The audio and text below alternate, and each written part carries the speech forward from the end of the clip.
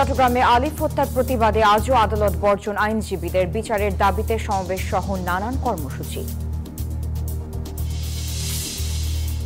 বকেয়া বেতনের দাবিতে আজও মহাসড়ক অবরোধ করে শ্রমিক বিক্ষোভ, দীর্ঘ যানজটে চরম ভোগান্তি সাধারণ মানুষের। কিশোরগঞ্জের মিঠামইনে অকেজো 2 মুজিব কিল্লা, নষ্ট হচ্ছে যন্ত্রপাতি, প্রকল্পের নামে অর্থ আত্মসাতের অভিযোগ। হাতের স্পর্শে খুলে পড়ে পলেস্তারা, বড় আতঙ্ক ভবনের ছাদ, শরীয়তপুরে সরকারি প্রাথমিক বিদ্যালয়ের বেহাল দশা।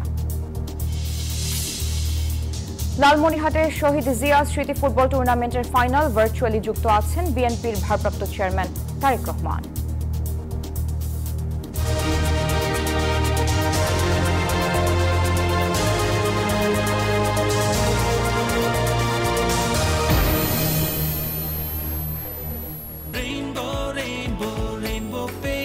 Rainbow Paints, the color of joy. আমন্ত্রণ নিউজ 24 দেশের সংবাদের সাথে আছি আমি সারা মেহজাবিন। দেখছিলেন সংবাদ শিরোনাম। শব্দের আরেক নাম, একদম ইউনিক স্ট্রাকচারাল ডিজাইনের কসমিক ডো। এর ওয়াল থিকনেস ও রিপ থিকনেস বেশি থাকা থেকে 50 বছরেরও বেশি। কসমিক ডো, নিশ্চিন্তে 50 বছর। এবার বিস্তারিত। লালমনিরহাটের বড়বাড়ির শহীদ আবুল কাশেম মহাবিদ্যালয় মাঠে শহীদ জিয়া স্মৃতি ফুটবল টুর্নামেন্টের ফাইনাল খেলায় ভার্চুয়ালি যুক্ত হয়ে প্রধান অতিথির বক্তব্য রাখছেন বিএনপির ভারপ্রাপ্ত চেয়ারম্যান তারেক রহমান। আমরা সরাসরি যুক্ত হচ্ছি তার বক্তব্যে। একটি ধারণা আছে যে পড়ালেখা করতে হবে, পড়ালেখার পাশাপাশি ভালো ইঞ্জিনিয়ার হতে হবে, ডাক্তার হতে হবে। আমাদের সামাজিক গঠনটাই এরকম, সমাজের সামাজিক গঠনটা। কিন্তু ব্যক্তিগতভাবে আমি মনে করি যে একজন মানুষকে যার মধ্যে খেলোয়াড় হিসেবে মেধা আছে, তাকে যদি আমরা খেলোয়াড় হতে পারে, তাহলে সেই পেশার মাধ্যমেও সে তার পরিবারকে সাপোর্ট করতে সক্ষম হবে। ঠিক একইভাবে আমরা যদি একজন ভালো সাংস্কৃতিক প্রফেশনাল সাংস্কৃতিক কর্মীও গড়ে তুলতে পারি, তাহলে সে সংস্কৃতির মাধ্যমে হতে পারে সে একজন বাদ্যযন্ত্রের সাংস্কৃতিক হতে পারে, সে একজন ভালো নাচ করতে পারে, সে ভালো গান গাইতে পারে, একজন খেলোয়াড় সে ফুটবলের হতে পারে, সে ভলিবলের হতে পারে, বাস্কেটবলের হতে পারে, ক্রিকেট প্লেয়ার হতে পারে। অর্থাৎ আমরা যদি প্রফেশনাল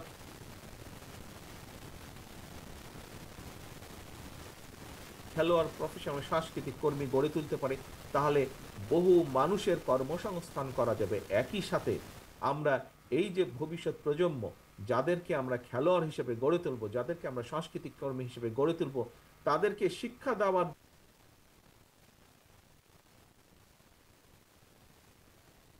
জন্য আমরা অনেক শিক্ষক পর্যন্ত, শিক্ষকের শুধু ডাক্তার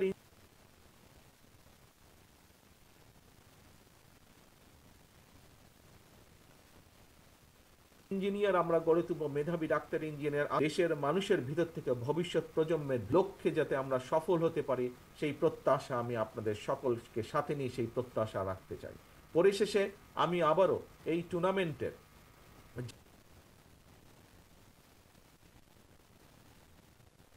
যারা আয়োজক থেকে এখানে একত্রিত হয়েছেন নেতৃবৃন্দ, আপনাদেরকে অনুরোধ করব, আপনারা আজ এখানে যা দেখে গেলেন, আপনারা দয়া করে চেষ্টা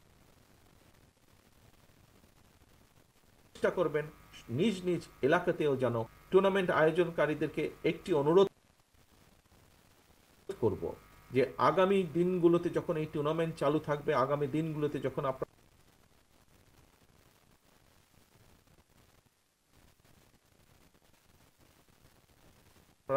আরো অনুষ্ঠানের আয়োজন করবেন, আপনারা দয়া করে চেষ্টা দেশীয়।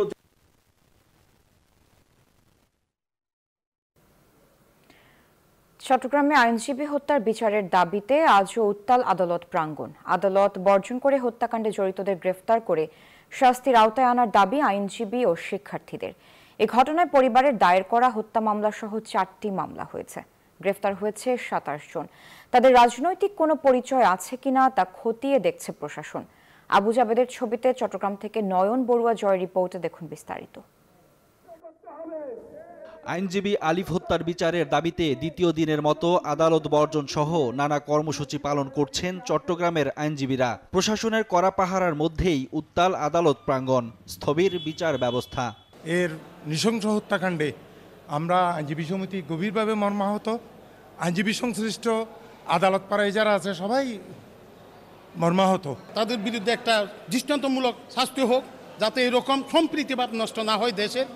আদালত প্রাঙ্গণে মানববন্ধন করেছে বিভিন্ন বিশ্ববিদ্যালয়ের শিক্ষার্থী ও আইনজীবীরা।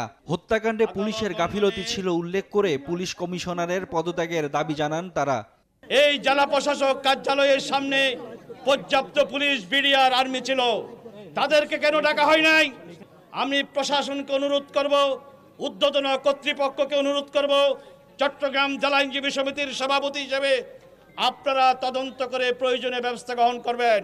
আলিফ হত্যার ঘটনায় মামলা দায়ের করেছে নিহতের পরিবার। পুলিশের ওপর হামলায় মামলা হয়েছে আরও 3টি। গ্রেপ্তার 27 জন। তাদের রাজনৈতিক পরিচয় খতিয়ে দেখছে পুলিশ।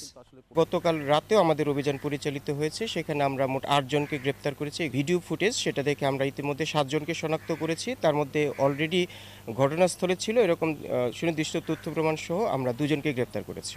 আইনজীবী হত্যাকাণ্ডে জড়িতদের ভিডিও ফুটেজ দেখে গ্রেপ্তারের পাশাপাশি সন্ত্রাসী সংগঠন হিসেবে ইসকন নিষিদ্ধের দাবি ওঠে মানববন্ধন থেকে। Desk report, news 24। এই যে আমার ব্যাংক আরএফএল গ্যাস স্টোভ, এর সায়েন্টিফিক নজল আর ব্রাশ বার্নার তাপকে সমানভাবে ছড়িয়ে খরচ বাঁচায় 25%। আরএফএল গ্যাস স্টোভ নিরাপদ ও গ্যাস সাশ্রয়ী। 304 ফুড গ্রেড স্টেইনলেস স্টিলে তৈরি, যা নিশ্চিত করে জংবিহীন সিঙ্কের আজীবন নিশ্চয়তা।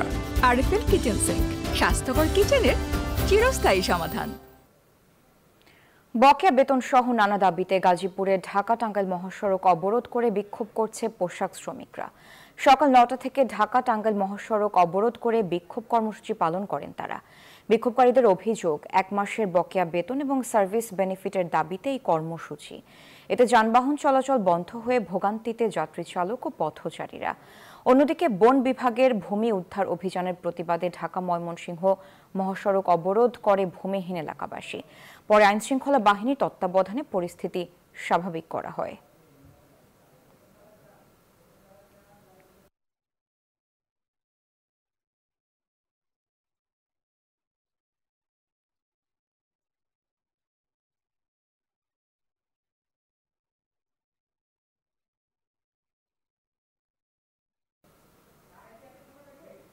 এ বিষয়ে সবশেষ খবর জানাতে যুক্ত হচ্ছেন সহকর্মী নাজমুল হুদা। নাজমুল, ঢাকা-টাঙ্গাইল মহাসড়কের বর্তমান পরিস্থিতি কেমন দেখছেন? স্বাভাবিক হয়েছে কিনা পরিস্থিতি?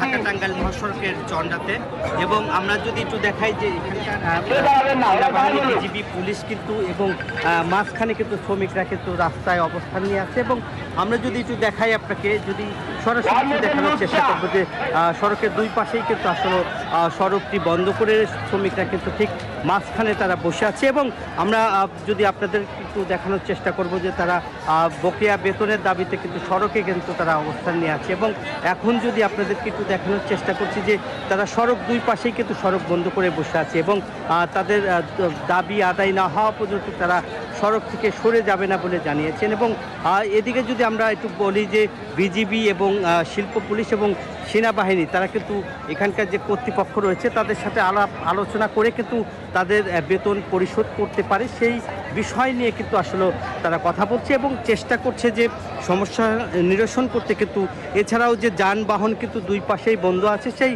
যানবাহন কিন্তু বন্ধ থাকার কারণে এখন পর্যন্ত সকাল থেকে কিন্তু পুরা সড়কের কিন্তু অবস্থা দেখতেই পাচ্ছেন যে সড়ক বন্ধ রয়েছে এবং এই শ্রমিকরা কিন্তু এখন দেখতেই পাচ্ছেন যে মহাসড়কের দুই পাশেই ঠিক তারা বসে আছে এবং তারা বলছে যে তাদের দাবি আদায় না হওয়া পর্যন্ত সড়ক থেকে তারা সরে যাবে না এবং তারা বলছে যে তাদের বকেয়া বেতন এবং বেতন পরিশোধ করতে হবে। এবং কর্তৃপক্ষ তারা বলেছে বেতন যতক্ষণ পর্যন্ত, এখানকার শ্রমিকরা বলেছে যতক্ষণ পর্যন্ত তাদের বেতন না দেওয়া হবে ততক্ষণ পর্যন্ত তারা এখানে সড়ক থেকে উঠে যাবে না বলে জানাচ্ছে। এর মধ্যে কিন্তু পুলিশ এবং যৌথ বাহিনী তাদেরকে আলোচনা করে বলছে যে তাদের সাথে বলছে সমস্যার সমাধানের কিন্তু চেষ্টার পথ খুঁজে বের করার চেষ্টা করতেছে। এখন পর্যন্ত যেহেতু তারা আলোচনা করে এখন পর্যন্ত সমস্যার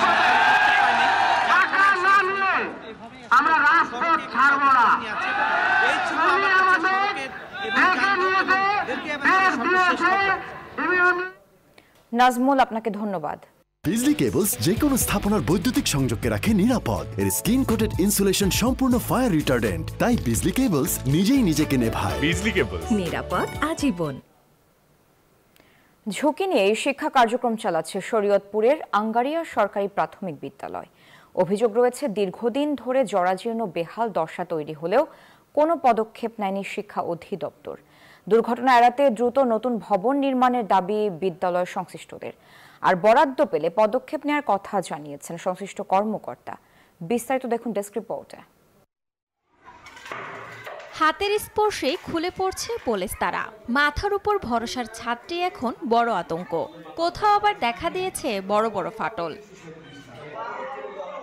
এমন চিত্র শরীয়তপুরের আঙ্গারিয়া সরকারি প্রাথমিক বিদ্যালয় ভবনের। 1990 সালে নির্মিত হওয়া এই বিদ্যালয়ের দ্বিতল ভবনের পুরোটাই এখন ঝুঁকিপূর্ণ। এই অবস্থার মধ্যেই চলছে শিশুদের পড়াশোনা। অভিযোগ রয়েছে, ভবনটিতে দুর্ঘটনার আশঙ্কার কথা ঊর্ধ্বতন কর্তৃপক্ষকে জানিয়েও মেলেনি কোনো সুরাহা। বারবার ঊর্ধ্বতন কর্তৃপক্ষকে অবহিত করার পরও আমার এই সমস্যাটার সমাধান হচ্ছে না, অথচ আমার প্রতিদিন খুবই ঝুঁকিপূর্ণ অবস্থায় শিক্ষাদান কার্যক্রম চলছে। এমন পরিস্থিতিতে ভয় আর আতঙ্ক নিয়ে ক্লাস করতে হচ্ছে ক্ষুদে শিক্ষার্থীদের। সুন্দর একটি নতুন ভবনের প্রত্যাশা শিক্ষকদেরও। আমাদের স্কুলটা উপর দিয়ে ভাঙা, দরজা ভাঙা। আমাদের খুব ভয় লাগে যখন তখন যদি এটা ভেঙে যায়। বৃষ্টির দিনে বাচ্চারা ঠিকমতো ক্লাসে বসাইতে পারি না, কারণ বৃষ্টির পানিতে বাচ্চাদের বই খাতা ভিজে যায়। শিশুদের স্কুলে পাঠিয়ে বাড়িতে আতঙ্কে থাকেন অভিভাবকরা। শিক্ষার পরিবেশ ফেরাতে দ্রুত নতুন ভবন নির্মাণের দাবি তাদের।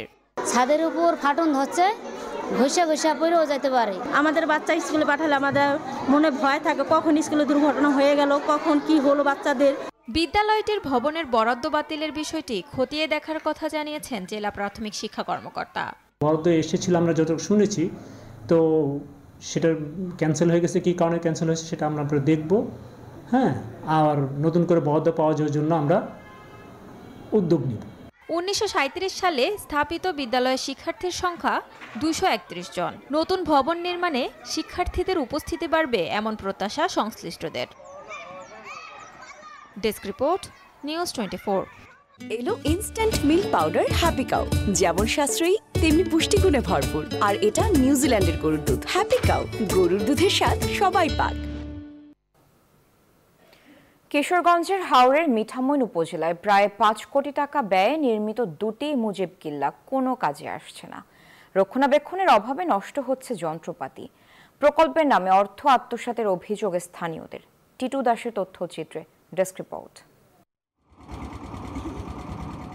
কিশোরগঞ্জের মিঠামইন উপজেলার আব্দুল হামিদ পল্লীতে 2 কোটি 13.5 লাখ টাকা ব্যয়ে নির্মিত এই মুজিব কিল্লা অযত্ন আর অবহেলায় নষ্ট হচ্ছে ভেতরের যন্ত্রপাতি। দেশ শুনে বই ওকে জুয়ে ফিরে লিছি, এটা দেশ কোনো লোক নাই, যে ট্যাঙ্কি আছে ট্যাঙ্কিরও ফিরে গেছে গা। একই উপজেলার ঘাগড়া ইউনিয়নে প্রায় 2 কোটি 48 লাখ টাকা ব্যয়ে নির্মাণ করা হয়েছে আরেকটি মুজিব কিল্লা। কোনো কাজে আসছে না এই কিল্লাটিও। এসব প্রকল্প বাস্তবায়নের কারণ খুঁজে পাচ্ছেন না স্থানীয়রা। কোনো কাজে আসে কিনা এটাও জানি না, আর আসবে কিনা এটাও জানি না। বন্যা ছড়ি কেন্দ্র বা গবাদি পশু বা অনেক কিছু বন্ধরা যাতে এটা কিছু অবদান রাখে, কিন্তু আমার জানা মতে এর মধ্যে তেমন কিছুই নাই। মূলত বন্যায় গবাদি পশু রাখা এবং বিভিন্ন সামাজিক অনুষ্ঠান পালনের জন্য স্থাপনাগুলো নির্মাণ করার কথা জানিয়েছেন জেলা দুর্যোগ ব্যবস্থাপনা বিভাগের এই কর্মকর্তা। 2টি প্রকল্পের টেন্ডার হয়েছে এবং কাজ প্রক্রিয়াধীন, অর্থাৎ দুর্যোগকালীন সময় এখানে পশু আশ্রয় নেবে এবং দুর্যোগ পরবর্তী সময় এটি সামাজিক অনুষ্ঠান হিসাবে এটি ব্যবহৃত হবে। কিশোরগঞ্জ জেলায় 14টি মুজিব কিল্লা নির্মাণের কথা রয়েছে, তবে জনগণের কতটুকু উপকার আসবে তা নির্ধারণ করে প্রকল্প বাস্তবায়ন করা উচিত বলে মনে করেন স্থানীয়রা। Desk report, news 24। দেশের সংবাদের সময় হলো একটি বিরতি। ফিরছি আরো খবর নিয়ে, সাথেই থাকুন।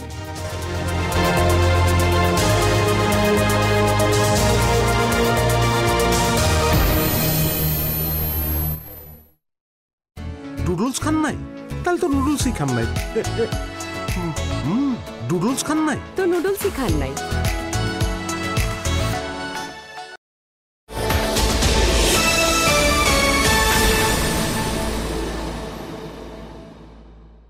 বিকাশ সেভিংসে এলো সাপ্তাহিক ডিপিএস। সপ্তাহে সপ্তাহে টাকা জমান 6 মাস মেয়াদে। Food poisoning. বাড়িতে তেলাপোকা আছে নাকি? তোমার একটু খেয়াল রাখা উচিত ছিল। আবার আমারে বলে যে আমি ঠিক মতো কাম করি না, কিন্তু আমি তো পাউডার দিয়েছিলাম। পাউডার বা চক লুকিয়ে থাকা তেলাপোকাদের কিচ্ছু করতে পারে না। এই জন্য লাল হিট, যা লুকিয়ে থাকা তেলাপোকাদের মারে আস্তানায় ঢুকে। লাল হিট, লুকালেও বাঁচবে না। উন্নত ফর্মুলা, পরিমাণে বেশি।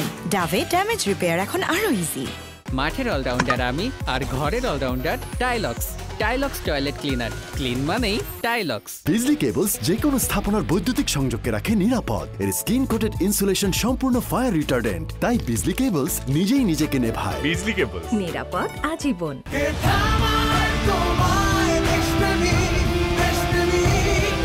4.5G সুপারনেট হাতে স্বপ্নের দেশ করতে জানি বাংলাদেশ পারবে তুমিও।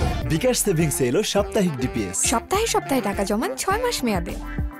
লাইফ থেকে বেশি পেতে live like you mean it, turn it up, say live like you mean it, দুনিয়াটা হাতে পেতে live like you mean it, rise and live like you mean it.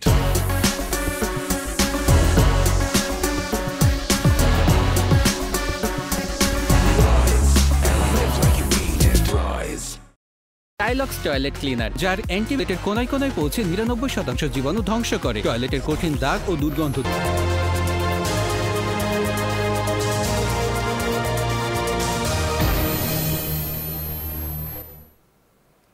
আমন্ত্রণ আরেকবার নিউজ 24 দেশের সংবাদে। সচিবালয়ে ব্রিফ করছেন মন্ত্রী পরিষদ সচিব ডক্টর শেখ আব্দুর রশিদ। আমরা সরাসরি সেখানে চলে যাচ্ছি।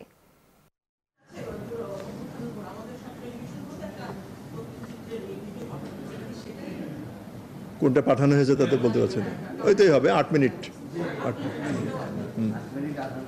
হ্যাঁ ওই রকম, ওইটা এটা মাননীয় উপদেষ্টা বৃন্দ দেখেছেন এবং এটার উপরে অনেক সুচিন্তিত অভিমত দিয়েছেন। এটা সবাইকে খুব স্তব্ধ, বিমূঢ় করে দিয়েছে। একটা প্রশ্ন আমরা এখানে বসার সাথে সাথে এসেছিল যে আমরা এখানে এরকম ব্রিফিং আর করব কিনা। আপনাদের পক্ষ থেকে একটা চাহিদা বলা ছিল যে এখানে ব্রিফিং হলে একটু সুবিধা হয়, একটু আগে হয়, 1 নম্বর। 2 নম্বর হলো এখানে আপনারা অনেকেই নিয়োজিত থাকেন, তাদেরও একটা কাজ জাস্টিফিকেশন হয় আপনাদের এখানে অবস্থানটা। তা আমরা যথাসাধ্য চেষ্টা করব, খুব এক্সেপশনাল না হলে আমরা যেদিন যেদিন সভা হবে সেদিন এরকম 4টা বা 4:15 দিকে আমরা মিলি। ওই আগে করতে গেলে আমি আমার এই সহকর্মীকে আমি খবর দিয়ে রেখেছিলাম, আমার দেরি হলে যেন উনি করে শেষ করে দেন।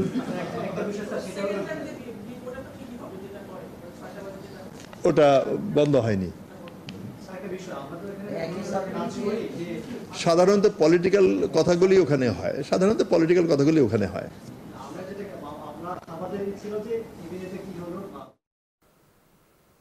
দর্শক, সচিবালয় ব্রিফ করছিলেন মন্ত্রী পরিষদ সচিব ডক্টর শেখ আব্দুর রশিদ। আমরা সরাসরি সেখানে যুক্ত ছিলাম। কুড়িগ্রামে সোনাহাট স্থল বন্দরে আমদানি রপ্তানিকারক সমিতির কমিটি গঠন নিয়ে বিএনপির 2 গ্রুপের সমাবেশ ডাকাকে কেন্দ্র করে 144 ধারা জারি করেছে প্রশাসন। উপজেলা নির্বাহী অফিসার গোলাম ফেরদৌসের স্বাক্ষরিত এক চিঠিতে এই তথ্য জানানো হয়।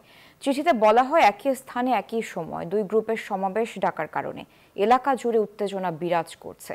উদ্ভূত পরিস্থিতিতে আইন শৃঙ্খলা নিয়ন্ত্রণের স্বার্থে সকাল 8টা থেকে রাত 12টা পর্যন্ত 144 ধারা জারি থাকবে। এই সময় যে কোনো অস্ত্র বহন বা প্রদর্শন, মাইকিং, দলবদ্ধ চলাফেরা, মিছিল নিষিদ্ধ ঘোষণা করা হয়েছে।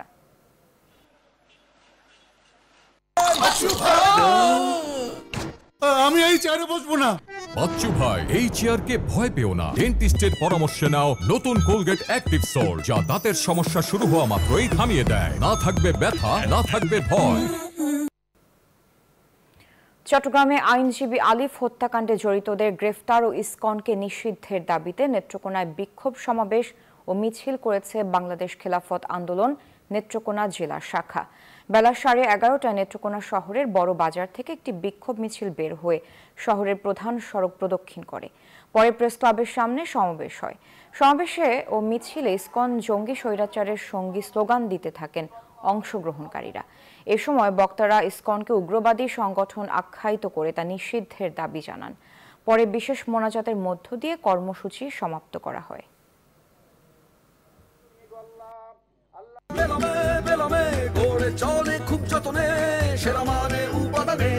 মন ভরা আর স্বাদে করা Belal. New Zealand dairy, excellence in quality. Begum Xiao ইউনুসকে টুস করে পদ্মায় ফেলে দিতে চাওয়া হাসিনা পালিয়ে ভারতে মোদির ভাত খাচ্ছে বলে মন্তব্য করেছেন বিএনপির স্থায়ী কমিটির সদস্য ইকবাল হাসান মাহমুদ টুকু। বিকেলে সিরাজগঞ্জের রায়গঞ্জে নিমগাছি ডিগ্রি কলেজ মাঠে বিপ্লব ও সংহতি দিবস উপলক্ষে আয়োজিত সমাবেশে প্রধান অতিথির বক্তব্যে তিনি এই মন্তব্য করেন। বলেন, আওয়ামী লীগ চলে গেলেও ষড়যন্ত্র থেমে নেই। ভারতে বসে শেখ হাসিনা নানা ধরনের চক্রান্ত করছে। বিএনপি নেতাকর্মী সবাইকে সতর্ক করে সব ধর্মের মানুষদের ধর্মীয় সম্প্রীতি বজায় রাখার দাবি করেন। আওয়ামী লীগ চলে গেছে, কিন্তু আওয়ামী লীগ কিন্তু ষড়যন্ত্র করছে। এই দিকে কিন্তু আপনাদের খেয়াল রাখতে হবে। যুদ্ধ শেষ হয় নাই, ভোট করে পরাজিত হয়ে বিরোধী দলে চলে গেছে, হাসিনা প্রধানমন্ত্রী হয়েছে। এটাকেই বলে গণতন্ত্র। হাসিনার উচিত ছিল খালেদা জিয়ার কাছ থেকে শিক্ষা নিয়ে এদেশে একটা সুস্থ নির্বাচন দিলে আজকে পালিয়ে যে মোদির ভাত খেতে হতো। সবই হবে বাসায় বসে। আইডিএলসি আমার ফাইন্যান্সিয়াল পার্টনার বলেই সেভিংস করতে পারছি ডিজিটালি। সিলেটের জাফলংয়ে স্বামীকে খুনের দায় স্ত্রী কথিত প্রেমিক ও তার সহযোগীকে ফাঁসির আদেশ দিয়েছেন আদালত। সকালে সিলেটের অতিরিক্ত জেলা ও দায়রা জজ আদালত 4-এর বিচারক শায়লা শারমিন এ রায় প্রদান করেন। বিষয়টি নিশ্চিত করেছেন আইনজীবী মোহাম্মদ জালাল উদ্দিন। জানা যায় 2023 সালে পরকীয়ার জেরে স্বামীকে ঘুমের ওষুধ খাইয়ে শ্বাসরুদ্ধ করে হত্যা করে স্ত্রী ও তার কথিত প্রেমিক। এই হত্যাকাণ্ডের পর নিহতের পিতা বাদী হয়ে মামলা করলে তাদের গ্রেফতার করে পুলিশ।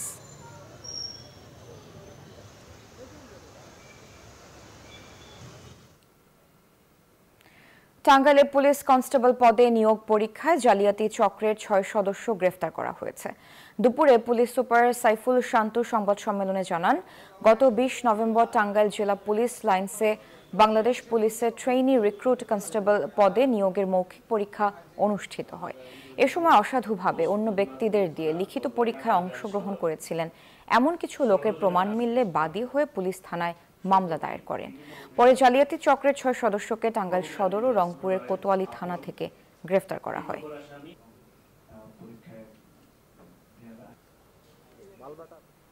সময় হলো আরো একটি বিরতি, ফিরছি আরো খবর নিয়ে সাথে থাকুন।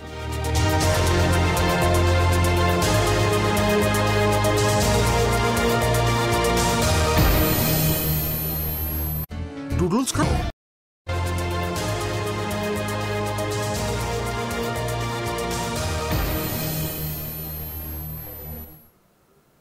আমন্ত্রণ আরেকবার নিউজ 24 দেশের সংবাদে।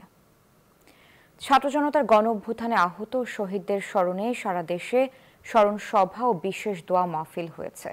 কুষ্টিয়ায় জেলা প্রশাসক তৌফিকুর রহমানের সভাপতিত্বে শিল্পকলা একাডেমি অডিটোরিয়ামে স্মরণ সভার আয়োজন করা হয়। এতে গণ অভ্যুত্থানে আহত 300 জন ও 7 শহীদ পরিবারের সদস্যরা উপস্থিত ছিলেন। একই উপলক্ষে নোয়াখালীতে স্মরণ সভা ও শহীদ পরিবারকে আর্থিক অনুদান দেওয়া হয়েছে। জেলা সদর উপজেলায় 5 জন শহীদ ও 6 জন আহতকে এ অনুদান দেওয়া হয়। চাঁপাইনবাবগঞ্জে উপজেলা পরিষদ অডিটোরিয়ামে শহীদদের স্মরণ সভায় বক্তারা বলেন, জুলাই আগস্ট গণ অভ্যুত্থানের রক্ত মাখা ইতিহাস প্রজন্ম থেকে প্রজন্মে ছড়িয়ে দিতে হবে।